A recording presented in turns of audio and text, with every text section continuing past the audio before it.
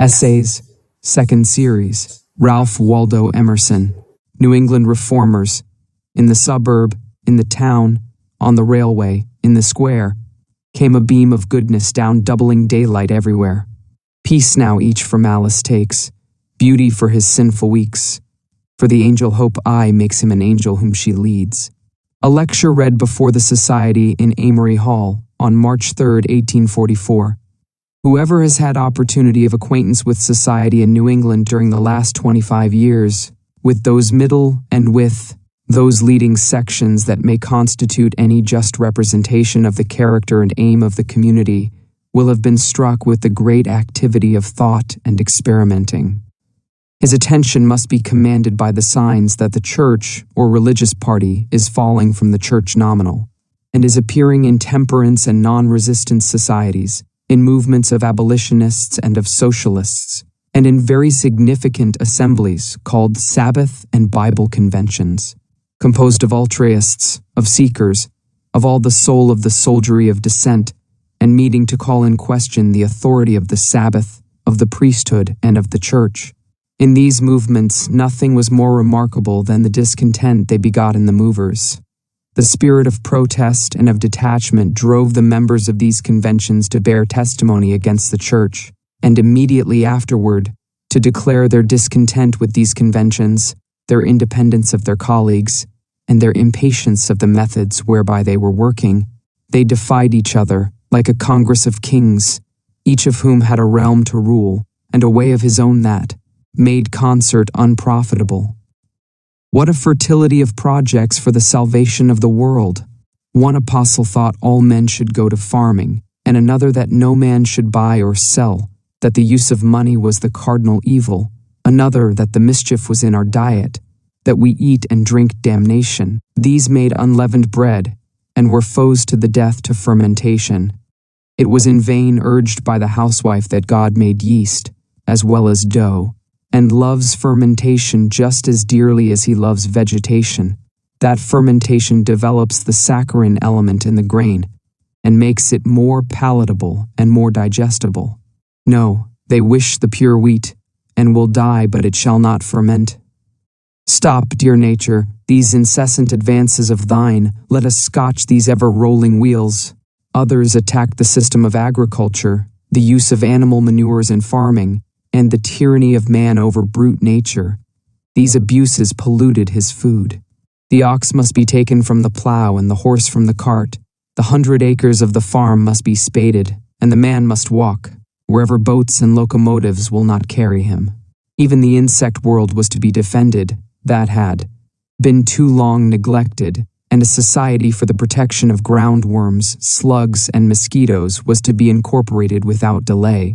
With these appeared the adepts of homeopathy, of hydropathy, of mesmerism, of phrenology, and their wonderful theories of the Christian miracles. Others assailed particular vocations, as that of the lawyer, that of the merchant, of the manufacturer, of the clergyman, of the scholar.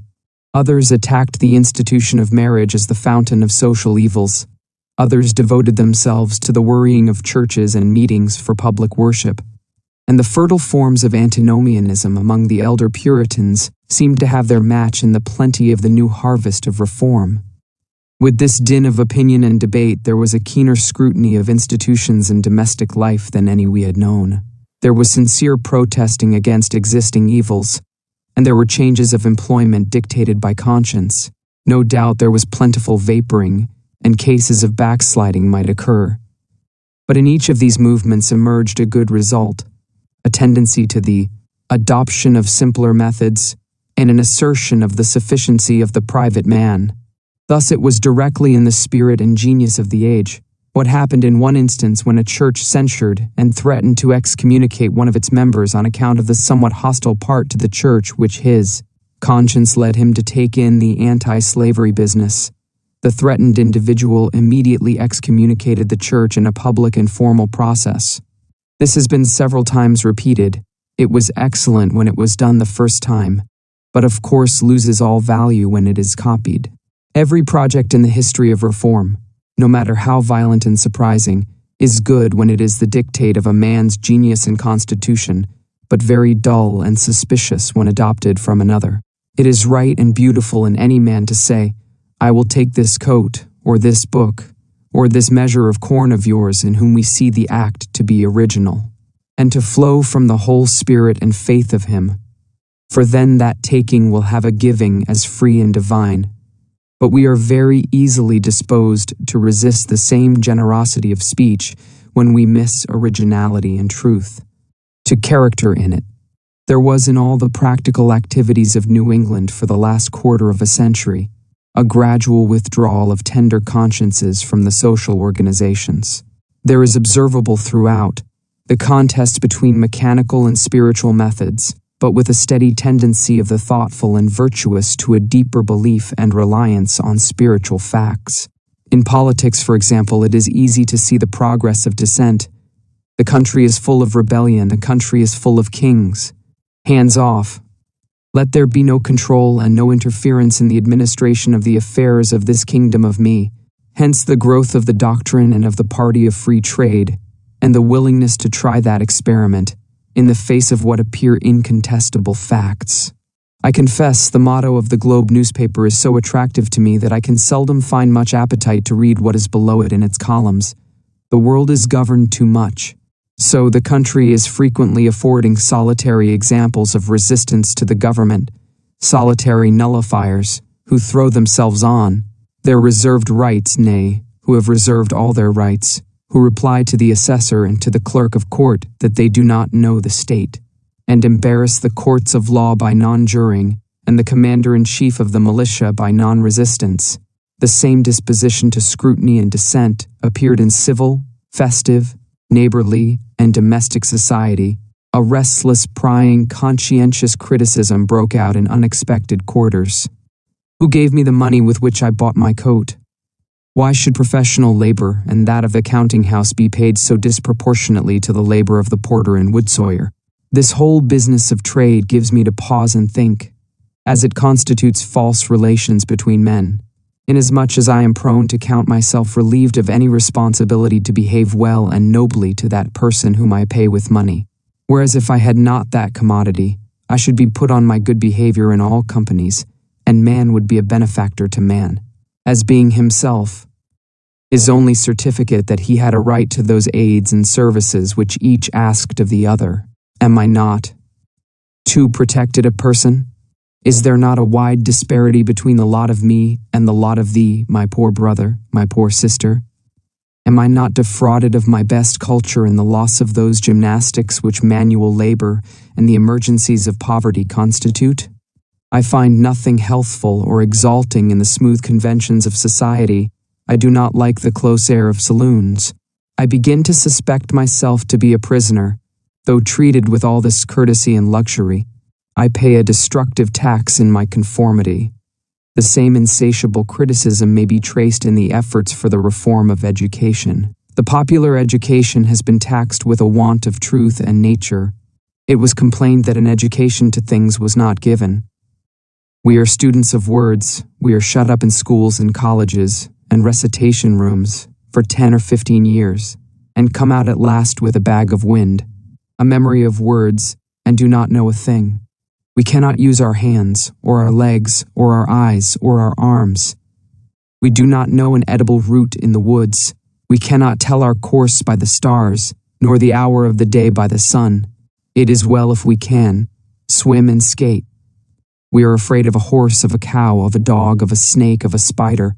The Roman rule was to teach a boy nothing that he could not learn standing. The Old English rule was, all summer in the field, and all winter in the study. And it seems as if a man should learn to plant or to fish or to hunt, that he might secure his subsistence at all events, and not be painful to his friends and fellow men. The lessons of science should be experimental also. The sight of the planet through a telescope is worth all the course on astronomy. The shock of the electric spark in the elbow outvalues all the theories. The taste of the nitrous oxide, the firing of an artificial volcano, are better than volumes of chemistry. One of the traits of the new spirit is the inquisition it fixed on our scholastic devotion to the dead languages. The ancient languages, with great beauty of structure, contain wonderful remains of genius.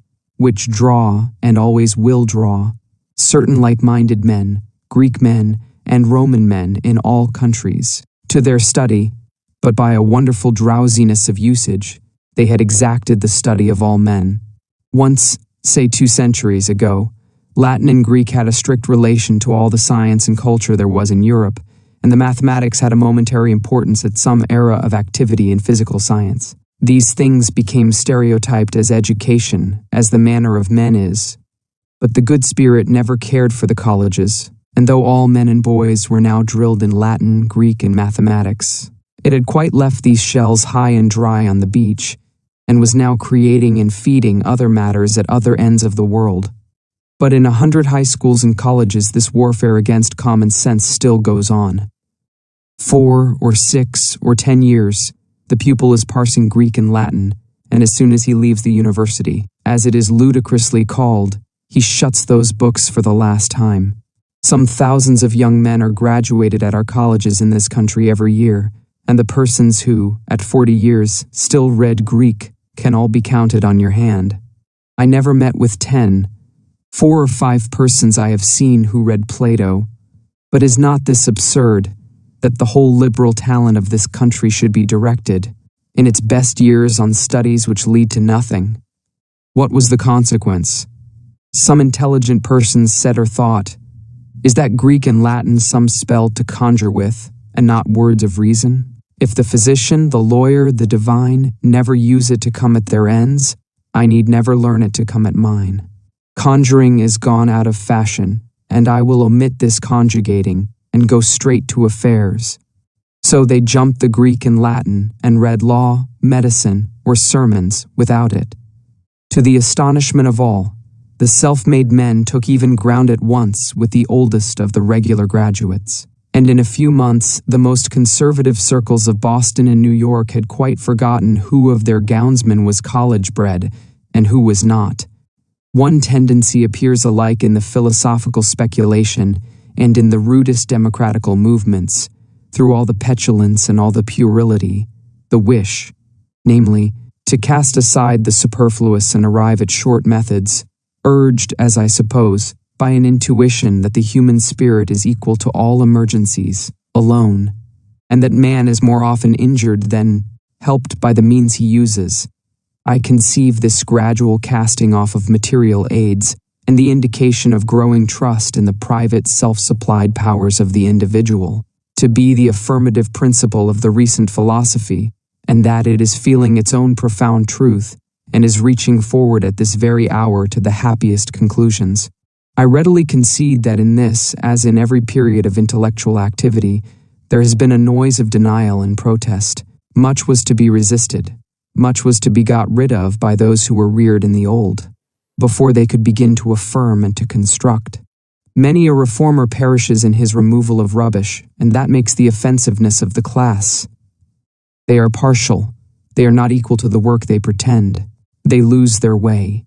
In the assault on the kingdom of darkness, they expend all their energy on some accidental evil, and lose their sanity and power of benefit. It is of little moment that 1 or 2 or 20 errors of our social system be corrected, but of much that the man be in his senses. The criticism and attack on institutions, which we have witnessed, has made one thing plain, that society gains nothing, whilst a man, not himself renovated, attempts to renovate things around him. He has become tediously good in some particular but negligent or narrow in the rest, and hypocrisy and vanity are often the disgusting result. It is handsomer to remain in the establishment better than the establishment, and conduct that in the best manner, than to make a sally against evil by some single improvement, without supporting it by a total regeneration. Do not be so vain of your one objection. Do you think there is only one? Alas, my good friend, there is no part of society or of life better than any other part. All our things are right and wrong together. The wave of evil washes all our institutions alike. Do you complain of our marriage? Our marriage is no worse than our education, our diet, our trade, our social customs. Do you complain of the laws of property? It is a pedantry to give such importance to them. Can we not play the game of life with these counters as well as with those? in the institution of property as well as out of it, let into it the new and renewing principle of love and property will be universality. No one gives the impression of superiority to the institution, which he must give who will reform it. It makes no difference what you say, you must make me feel that you are aloof from it. By your natural and supernatural advantages do easily see to the end of it, do see how man can do without it. Now all men are on one side. No man deserves to be hurt against property. Only love, only an idea, is against property as we hold it. I cannot afford to be irritable and captious, nor to waste all my time in attacks.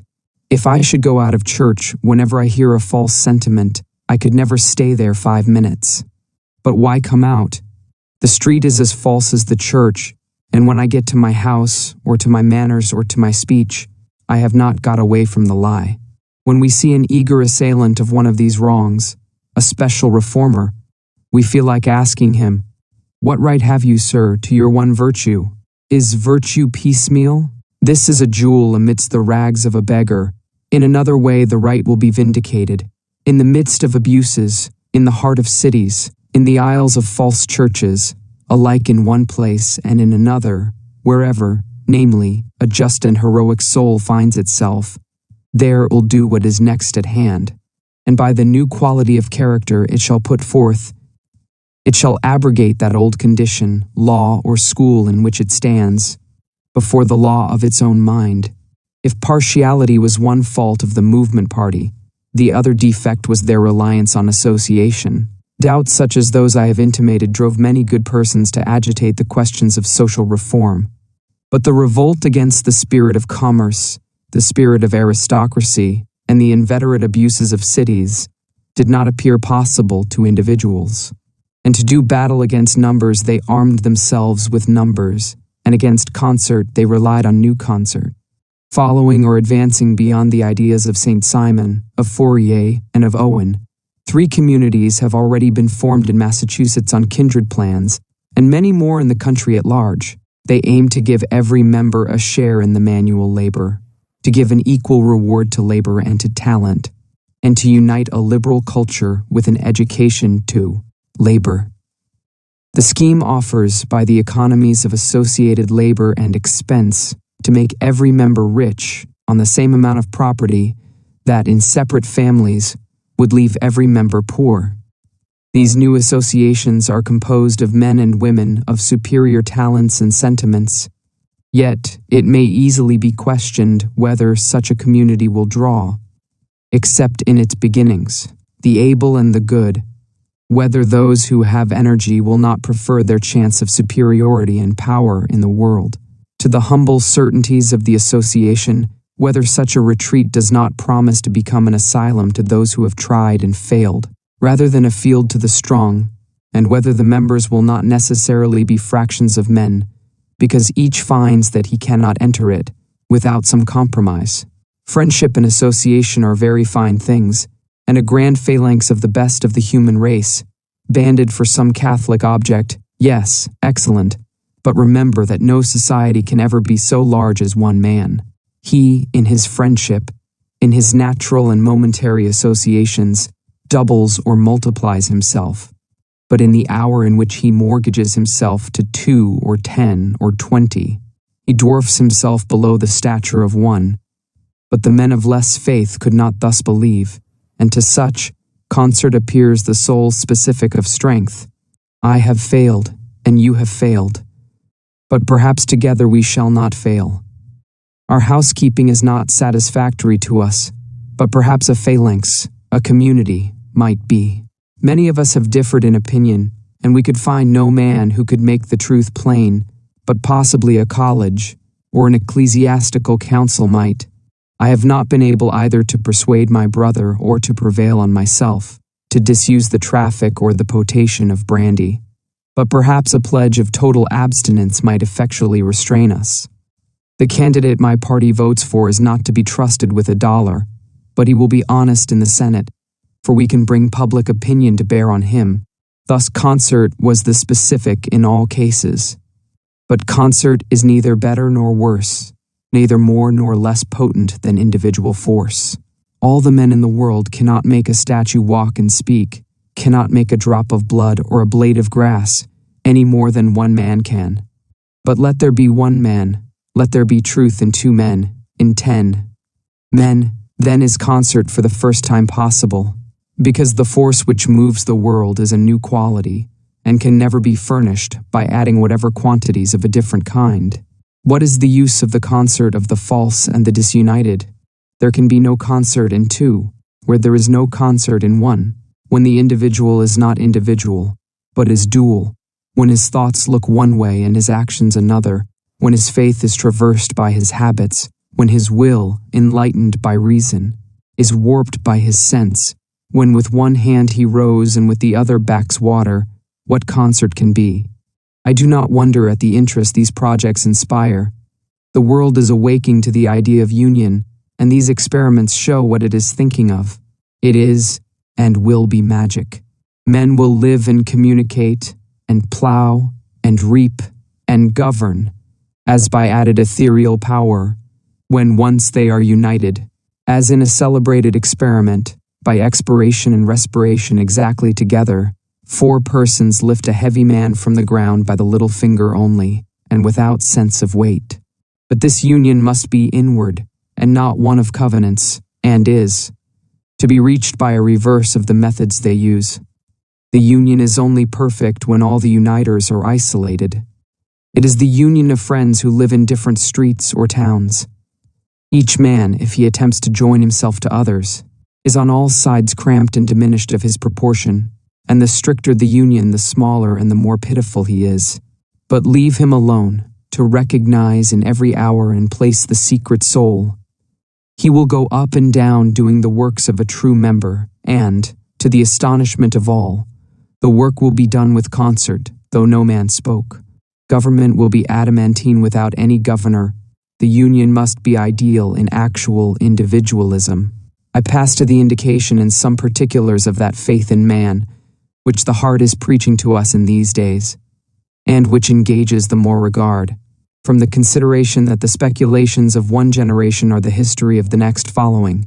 In alluding just now to our system of education, I spoke of the deadness of its details, but it is open to graver criticism than the palsy of its members. It is a system of despair. The disease with which the human mind now labors is want of faith. Men do not believe in a power of education. We do not think we can speak to divine sentiments in man, and we do not try. We renounce all high aims. We believe that the defects of so many perverse and so many frivolous people who make up society are organic, and society is a hospital of incurables. A man of good sense but of little faith, whose compassion seemed to lead him to church as often as he went there, said to me that he liked to have concerts and fairs and churches and other public amusements go on. I am afraid the remark is too honest, and comes from the same origin as the maxim of the tyrant: if you would rule the world quietly, you must keep it amused. I notice too that the ground on which eminent public servants urge the claims of popular education is fear. This country is filling up with thousands and millions of voters, and you must educate them to keep them from our throats. We do not believe that any education, any system of philosophy, any influence of genius will ever give depth of insight to a superficial mind. Having settled ourselves into this infidelity, our skill is expended to procure alleviations, diversion, opiates. We adorn the victim with manual skill, his tongue with languages, his body with inoffensive and comely manners. So have we cunningly hid the tragedy of limitation and inner death we cannot avert. Is it strange that society should be devoured by a secret melancholy which breaks through all its smiles and all its gaiety and games? But even one step farther, our infidelity has gone. It appears that some doubt is felt by good and wise men whether really the happiness and probity of men is increased by the culture of the mind in those disciplines to which we give the name of education. Unhappily, too, the doubt comes from scholars, from persons who have tried these methods. In their experience, the scholar was not raised by the sacred thoughts amongst which he dwelt, but used them to selfish ends. He was a profane person, and became a showman, turning his gifts to a marketable use, and not to his own sustenance and growth. It was found that the intellect could be independently developed, that is, in separation from the man as any single organ can be invigorated, and the result was monstrous. A canine appetite for knowledge was generated, which must still be fed but was never satisfied, and this knowledge, not being directed on action, never took the character of substantial humane truth, blessing those whom it entered. It gave the scholar certain powers of expression, the power of speech, the power of poetry, of literary art, but it did not bring him to peace or to beneficence. When the literary class betray a destitution of faith, it is not strange that society should be disheartened and sensualized by unbelief. What remedy? Life must be lived on a higher plane. We must go up to a higher platform, to which we are always invited to ascend. There the whole aspect of things changes. I resist the skepticism of our education and of our educated men. I do not believe that the differences of opinion and character in men are organic. I do not recognize, beside the class of the good and the wise, a permanent class of skeptics, or a class of conservatives, or of malignants, or of materialists. I do not believe in two classes. You remember the story of the poor woman who importuned King Philip of Macedon to grant her justice, which Philip refused. The woman exclaimed, "I appeal." The king, astonished, asked to whom she appealed. The woman replied, "From Philip drunk to Philip sober." The text will suit me very well. I believe not in two classes of men, but in man in two moods, in Philip drunk and Philip sober. I think, according to the good-hearted word of Plato, unwillingly the soul is deprived of truth. Iron conservative, miser or thief, no man is but by a supposed necessity which he tolerates by shortness or torpidity of sight. The soul lets no man go without some visitations and holy days of a diviner presence. It would be easy to show, by a narrow scanning of any man's biography, that we are not so wedded to our paltry performances of every kind, but that every man has at intervals the grace to scorn his performances. In comparing them with his belief of what he should do, that he puts himself on the side of his enemies, listening gladly to what they say of him, and accusing himself of the same things. What is it men love in genius but its infinite? Hope, which degrades all it has done. Genius counts all its miracles poor and short, its own idea it never executed. The Iliad, the Hamlet, the Doric column, the Roman arch, the Gothic minster, the German anthem, when they are ended, the master casts behind him. How sinks the song in the waves of melody which the universe pours over his soul? Before that gracious infinite out of which he drew these few strokes, how mean they look, though the praises of the world attend them. From the triumphs of his art he turns with desire to this greater defeat. Let those admire who will. With silent joy he sees himself to be capable of a beauty that eclipses all which his hands have done, all which human hands have ever done. Well, we are all the children of genius, the children of virtue, and feel their inspirations in our happier hours. Is not every man sometimes a radical in politics? Men are conservatives when they are least vigorous, or when they are most luxurious. They are conservatives after dinner or before taking their rest, when they are sick or aged in the morning, or when their intellect or their conscience has been aroused, when they hear music or when they read poetry. They are radicals. In the circle of the rankest Tories that could be collected in England, old or new, let a powerful and stimulating intellect, a man of great heart and mind, act on them, and very quickly these frozen conservators will yield to the friendly influence. These hopeless will begin to hope. These haters will begin to love. These immovable statues will begin to spin and revolve. I cannot help recalling the fine anecdote which Wharton relates of Bishop Berkeley, when he was preparing to leave England with his plan of planting the gospel among the American savages. Lord Bathurst told me that the members of the Scriblerus Club being met at his house at dinner, they agreed to rally Berkeley, who was also his guest, on his scheme at Bermudas. Berkeley, having listened to the many lively things they had to say, begged to be heard in his turn, and displayed his plan with such an astonishing and animating force of eloquence and enthusiasm that they were struck dumb, and after some pause, rose up all together with earnestness, exclaiming, "Let us set out with him immediately. Men in all ways are better than they seem. They like flattery for the moment, but they know the truth for their own. It is a foolish cowardice which keeps us from trusting them and speaking to them rude truth. They resent your honesty for an instant, they will thank you for it always. What is it we heartily wish of each other? Is it to be pleased and flattered? No, but to be convicted and exposed, to be shamed out of our nonsense of all kinds, and made men of, instead of ghosts and phantoms. We are weary of gliding ghost-like through the world, which is itself so slight and unreal. We crave a sense of reality, though it come in strokes of pain. I explain so, by this man-like love of truth, those excesses and errors into which souls of great vigor, but not equal insight, often fall. They feel the poverty at the bottom of all the seeming affluence of the world. They know the speed with which they come straight through the thin masquerade, and conceive a disgust at the indigence of nature. Rousseau, Mirabeau, Charles Fox, Napoleon, Byron, and I could easily add names nearer home, of raging riders who drive their steeds so hard in the violence of living to forget its illusion. They would know the worst and tread the floors of hell. The heroes of ancient and modern fame, Cimon, Themistocles, Alcibiades, Alexander, Caesar, have treated life and fortune as a game to be well and skillfully played, but the stake not to be so valued, but that any time it could be held as a trifle light as air, and thrown up.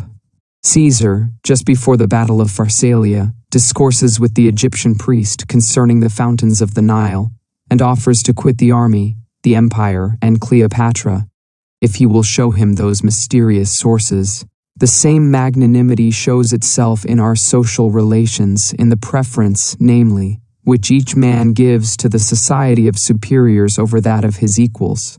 All that a man has will he give for right relations with his mates. All that he has will he give for an erect demeanor in every company and on each occasion. He aims at such things as his neighbors prize, and gives his days and nights, his talents and his heart, to strike a good stroke, to acquit himself in all men's sight as a man.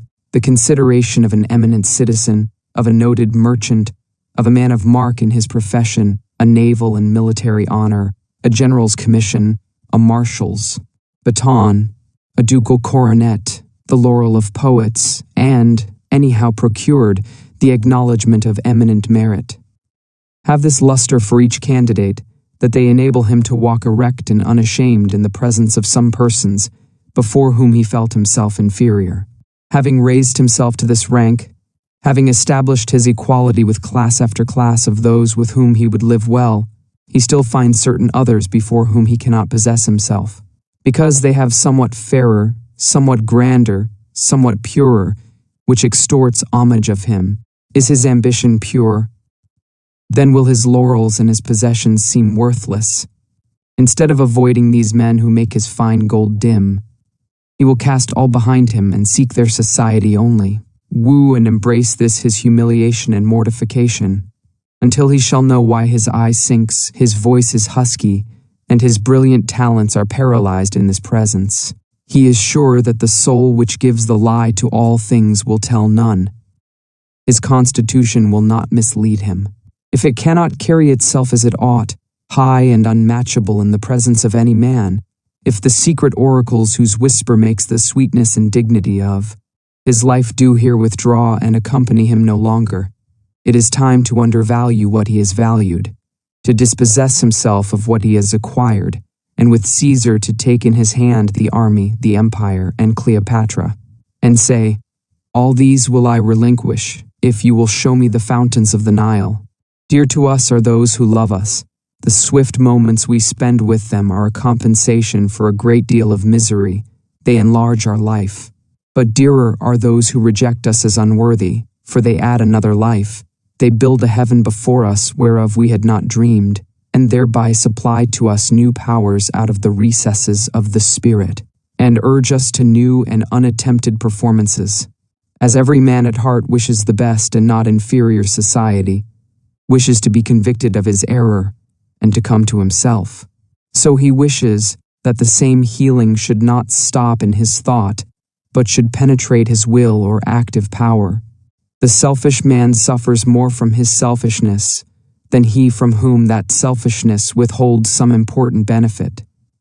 What he most wishes is to be lifted to some higher platform, that he may see beyond his present fear the transalpine good, so that his fear, his coldness, his custom may be broken up like fragments of ice, melted and carried away in the great stream of goodwill. Do you ask my aid? I also wish to be a benefactor. I wish more to be a benefactor and servant than you wish to be served by me. And surely the greatest good fortune that could befall me is precisely to be so moved by you that I should say, take me and all mine, and use me and mine freely to your ends. For I could not say it otherwise than because a great enlargement had come to my heart and mind, which made me superior to my fortunes. Here we are paralyzed with fear. We hold on to our little properties, house and land, office and money, for the bread which they have in our experience yielded us, although we confess that our being does not flow through them. We desire to be made great. We desire to be touched with that fire which shall command this ice to stream and make our existence a benefit. If therefore we start objections to your project, O friend of the slave, or friend of the poor, or of the race, understand well that it is because we wish to drive you to drive us into your measures. We wish to hear, ourselves confuted. We are haunted with a belief that you have a secret which it would highliest advantage us to learn, and we would force you to impart it to us, though it should bring us to prison, or to worse extremity. Nothing shall warp me from the belief that every man is a lover of truth. There is no pure lie, no pure malignity in nature. The entertainment of the proposition of depravity is the last profligacy and profanation. There is no skepticism, no atheism but that, could it be received into common belief, suicide would unpeople the planet. It has had a name to live in some dogmatic theology, but each man's innocence and his real liking of his neighbor have kept it a dead letter. I remember standing at the polls one day when the anger of the political contest gave a certain grimness to the faces of the independent electors, and a good man at my side, looking on the people, remarked, I am satisfied that the largest part of these men on either side mean to vote right. I suppose considerate observers, looking at the masses of men in their blameless and in their equivocal actions, will assent that in spite of selfishness and frivolity, the general purpose in the great number of persons is fidelity. The reason why anyone refuses his assent to your opinion, or his aid to your benevolent design, is in you. He refuses to accept you as a bringer of truth, because, though you think you have it, he feels that you have it not. You have not given him the authentic sign. If it were worthwhile to run into details this general doctrine of the latent but ever-soliciting spirit, it would be easy to adduce illustration in particulars of a man's equality to the church, of his equality to the state, and of his equality to every other man. It is yet in all men's memory that a few years ago, the liberal churches complained that the Calvinistic church denied to them the name of Christian. I think the complaint was confession. A religious church would not complain. A religious man like Behmen, Fox, or Swedenborg is not irritated by wanting the sanction of the church, but the church feels the accusation of his presence and belief. It only needs that a just man should walk in our streets to make it appear how pitiful and inartificial a contrivance is our legislation. The man whose part is taken, and who does not wait for society in anything, has a power which society cannot choose but feel. The familiar experiment called the hydrostatic paradox, in which a capillary column of water balances the ocean, is a symbol of the relation of one man to the whole family of men. The wise Dandamis, on hearing the lives of Socrates, Pythagoras, and Diogenes read, judged them to be great men every way, excepting that they were too much subjected to the reverence of the laws, which to second and authorize, true virtue must abate very much of its original vigor. And as a man is equal to the church and equal to the state, so he is equal to every other man.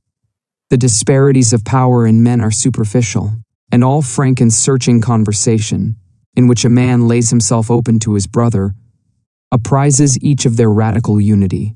When two persons sit and converse in a thoroughly good understanding, the remark is sure to be made, "See how we have disputed about words.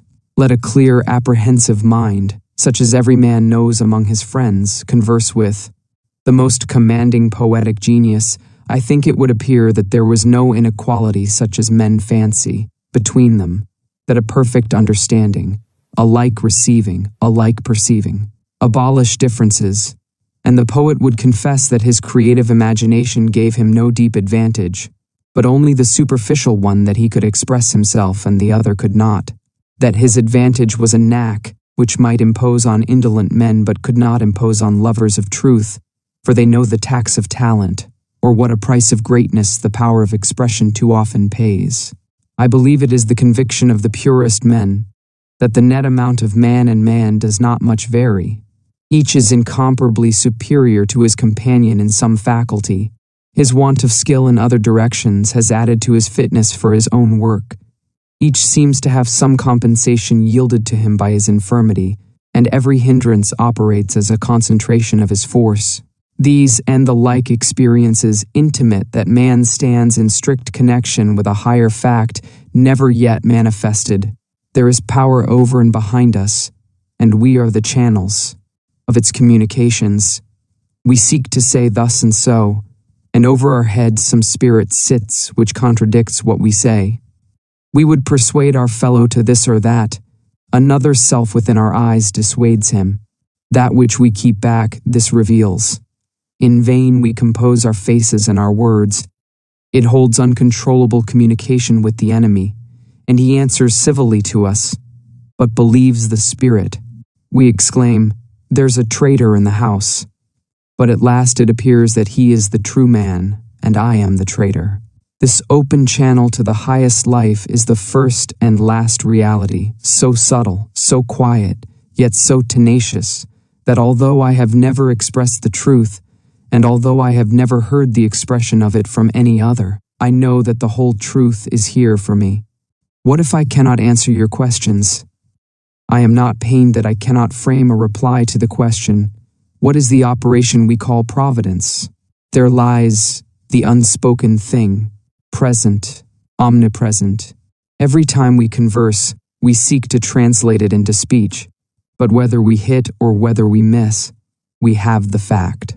Every discourse is an approximate answer, but it is of small consequence that we do not get it into verbs and nouns, whilst it abides for contemplation forever.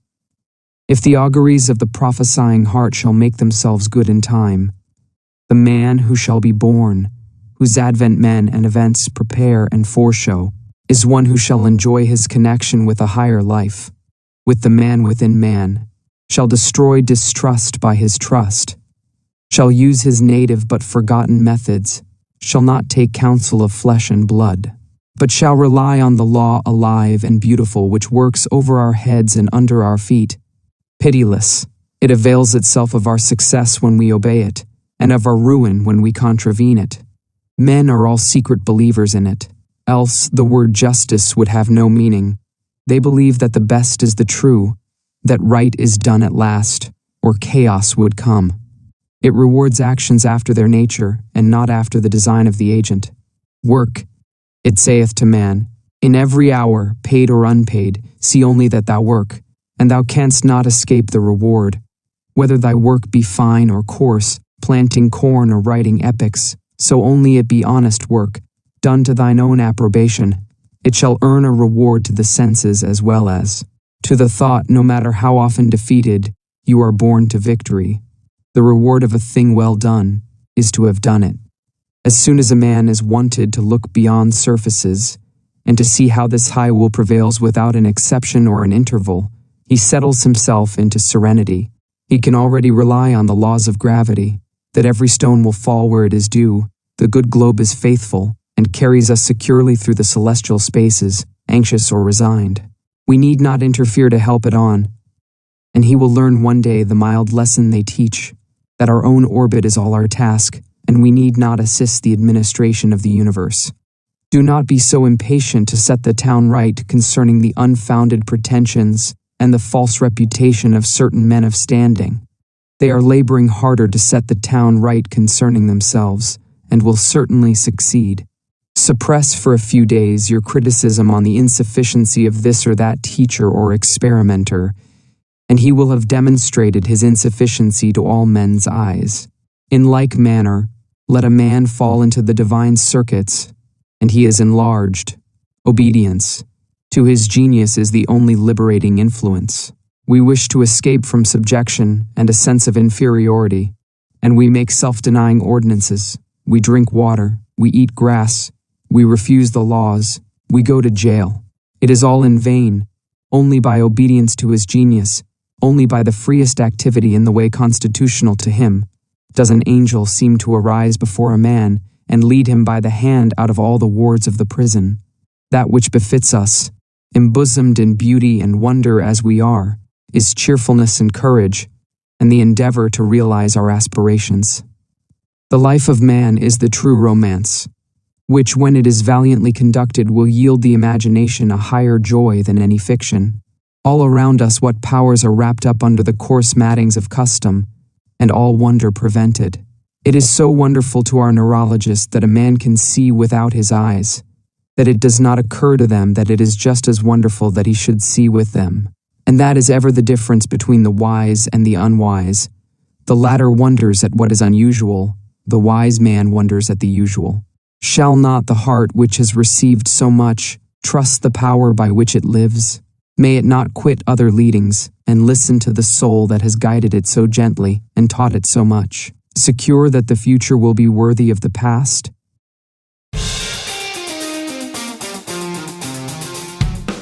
Thank you for riding the waves of wisdom with us on Book Waves. If you enjoyed this audiobook, let us know by giving it a thumbs up and sharing your favorite part in the comments below. Don't forget to subscribe and turn on notifications to stay tuned for more life-changing audiobooks and insights. Keep growing, keep learning, and remember, every great wave starts as a ripple. See you in the next chapter.